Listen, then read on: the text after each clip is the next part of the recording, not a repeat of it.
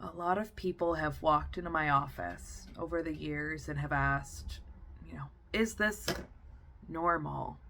Especially when it comes to crying in tears. There have been, quite a few times I remember people coming into their office saying, so and so has told me to come here because they don't think I'm grieving, because I'm not crying, and everybody else in the family is crying.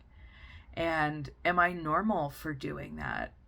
Am I normal if I honestly can't even feel anything yet? I know they've died and it makes me sad, but I can't cry.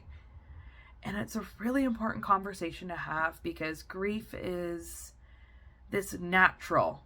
I don't like to use the word normal because it then means that something isn't normal when we go through it. But grief is a natural process. And by God, it feels anything but. It doesn't feel natural. It feels chaotic and frenzied, and maybe I'm crying. Maybe I feel like I need to punch a literal hole through the wall because that's all my feelings in my body building up. And both of those people are feeling their grief. It's just going to look very differently.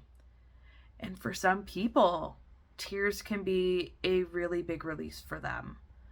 Tears help cleanse us. They do things for our bodies. But also for some people, that's just how their emotions get expressed. I am somebody who would fight and argue with their brother, and I would just cry out of frustration. I cry at happy things. I cry when I'm sad, and that's just my way of processing. And there are other people in my family who talking about their feelings or crying or expressing it outwardly like that doesn't make sense for them, and that doesn't mean that they're wrong. They have other ways that they move through their grief. They might choose to write about it. They might choose to create art about it. Other people in my world that I've had the honor of walking with will talk about feeling a lot of feelings after somebody's died, and that they've gone to the gym and they've gone to the most intense cardio class they could find.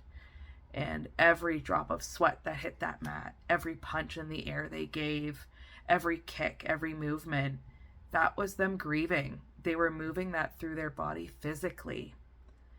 Doesn't matter if we're crying or not, but it's finding the way that we move through grief that makes the most sense for us. So if it might be no tears and it might be writing, that's okay.